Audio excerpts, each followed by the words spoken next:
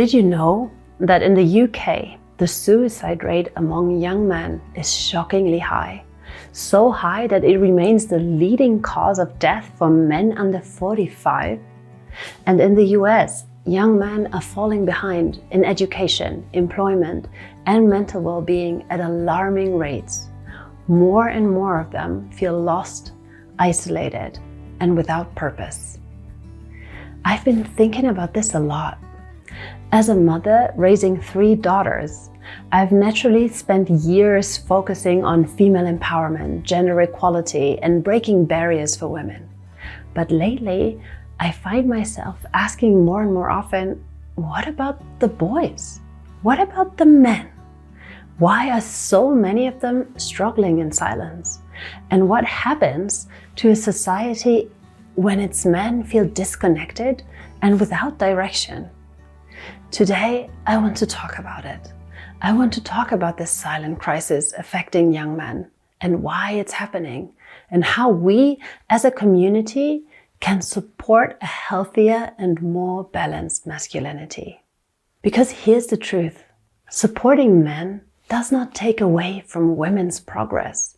In fact, it's necessary for a thriving, equal, and compassionate society. Let's get into it. Welcome back to the Doula Johanna podcast. I want to start this episode with a personal story. Just last week, I was listening to an audiobook where I heard a statistic that really stuck with me. That men are 4 times more likely to take their own lives than women. And for divorced men, that number doubles. I immediately thought of my dad. He has struggled with depression on and off throughout his life. And in his family, several male relatives have died by suicide. So I gave him a call. I told him about the statistics. He laughed, and half jokingly, half serious. He said, well, I'm divorced twice, so I guess that makes me 16 times more likely to commit suicide. Not funny, Dad. It was meant as a joke, but something in his voice made me pause. My dad retired 9 years ago, and I know he's been struggling with that transition. He was a social worker, and for most of his career, he was in charge. People listened to him. He made decisions, he gave guidance, and he felt respected. Now, he feels like he can't make himself heard, like he's not needed anymore. We as a family really rely on Opa to help with the kids, but it's different. He's no longer in a role where he gets to lead or create in the same way. And I can see how hard that is for him. Unfortunately, a lot of men find themselves in a similar situation, unmarried or divorced and without much support. Many never really learned how to maintain deep friendships. So when life changes, they end up isolated. And on top of that, they are often made fun of for it. Somehow, we seem to have a hard time distinguishing between the Harvey Weinsteins of this world and just ordinary men, our husbands, our fathers, our brothers. Over the past few years, I've started noticing a pattern in how men are portrayed in our culture. They are often put down, made to look like incompetent versions of women. Useless fathers who can't even get the grocery shopping right. And it's not just in memes or sitcoms. It's how many women around me talk about their partners.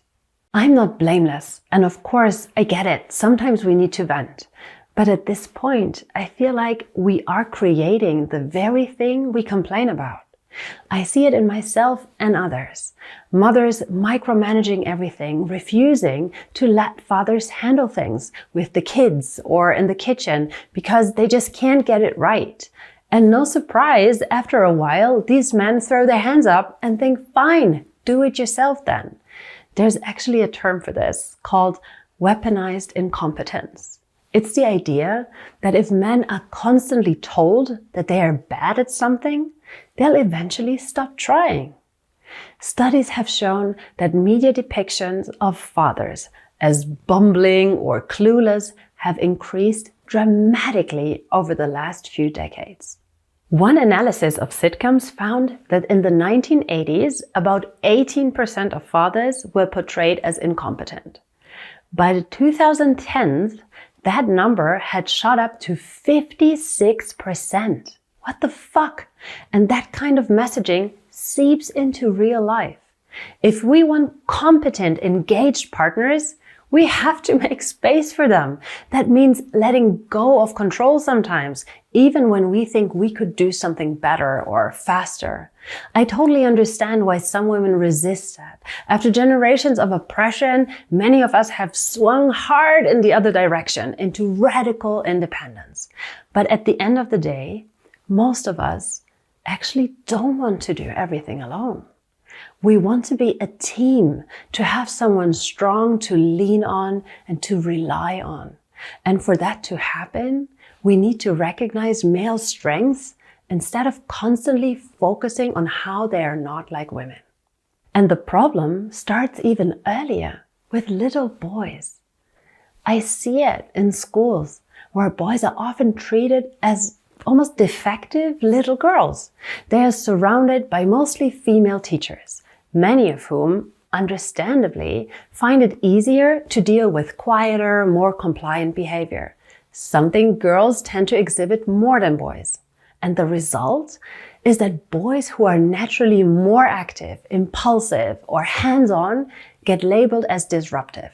This has led to a massive overdiagnosis of ADHD, particularly in younger boys. Studies show that the youngest children in a class are significantly more likely to be diagnosed with ADHD compared to their older classmates, meaning what's often labeled as a disorder is really just immaturity. And then we medicate them, essentially asking them to sit still and be more like girls. And the thing is, we need the strengths that both men and women bring. We need balance. Instead of treating masculinity as something to fix or suppress, maybe it's time we start appreciating what it brings to the table. Now let me be clear. I and all the men I personally know are fully supportive of women's rights and success. I don't believe for a second that advocating for women means tearing men down. But somewhere along the way, the conversation has shifted from empowering women to diminishing men. And I get why so many young men today are confused. They are growing up in a world that tells them masculinity is toxic, that their natural instincts to protect, to lead, and to take initiative are somewhat problematic and harmful. And at the same time, the traits society celebrates, emotional intelligence, vulnerability, nurturing, are almost always described as feminine. It's no wonder so many boys and young men feel like they don't belong.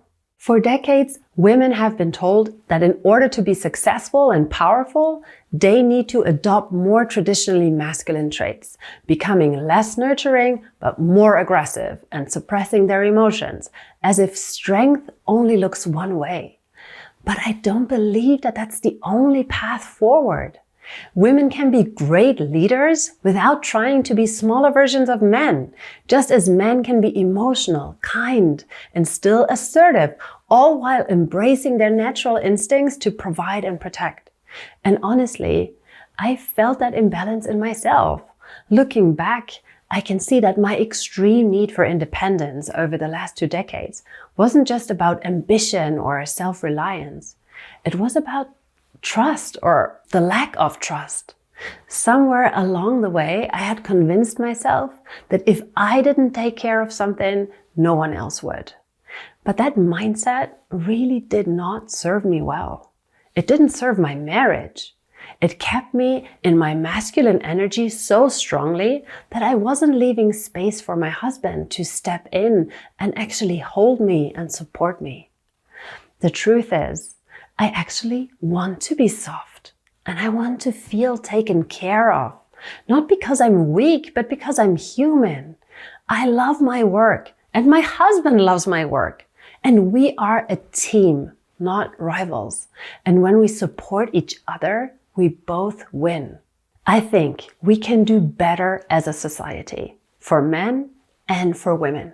Because real equality isn't about flipping the power dynamic. It's about creating balance. It's about recognizing that both masculine and feminine strengths are valuable and that we need each other.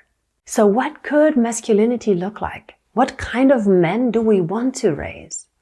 To me, true masculinity is not about control, aggression, or suppression. It's about strength with purpose. It's about leadership rooted in responsibility, about using power to protect, not to dominate. A confident, secure man is someone who leads with integrity, who supports the people around him, who builds rather than destroys. He's neither passive nor oppressive. He is active, engaged, and aware of his impact on the world. And this isn't just important for our sons. It's just as crucial for our daughters. We want them to grow up in a world with strong, capable, and kind men. Men who are their equals, their partners, their protectors, not because women are weak, but because real partnership means having each other's backs. We want our daughters to expect respect and to recognize healthy masculinity when they see it, rather than growing up suspicious of all men by default. For me, this isn't just a theoretical discussion. It's so personal. We have 3 daughters.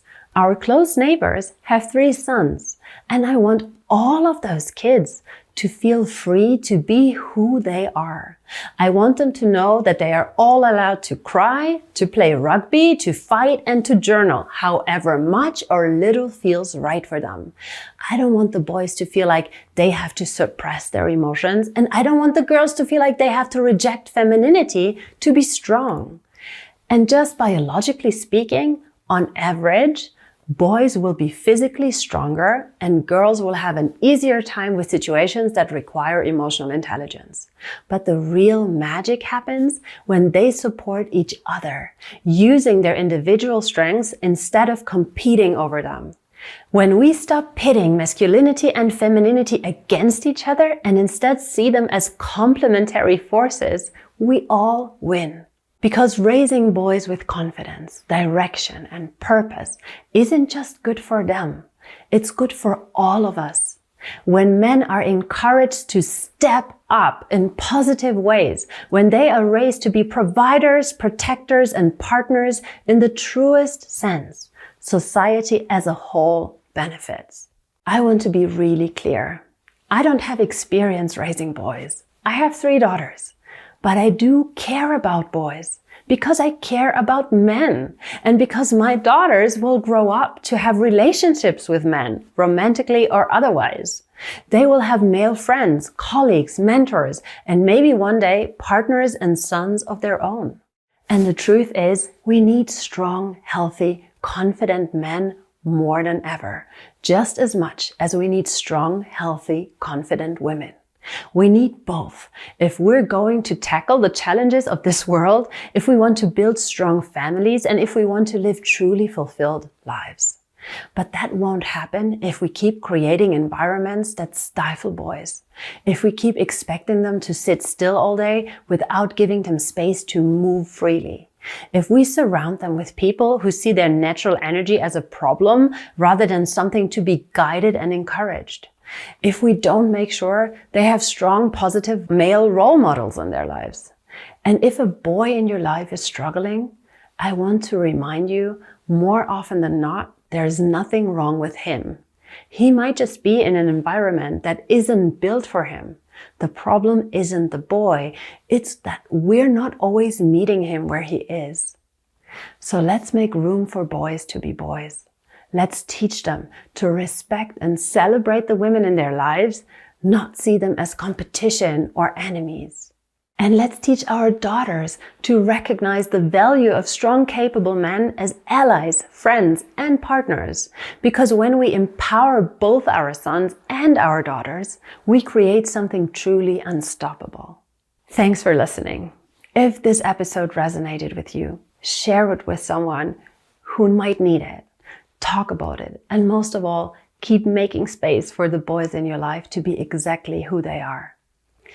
Thank you so much. I hope to see you next week. Take care and be your own life doula.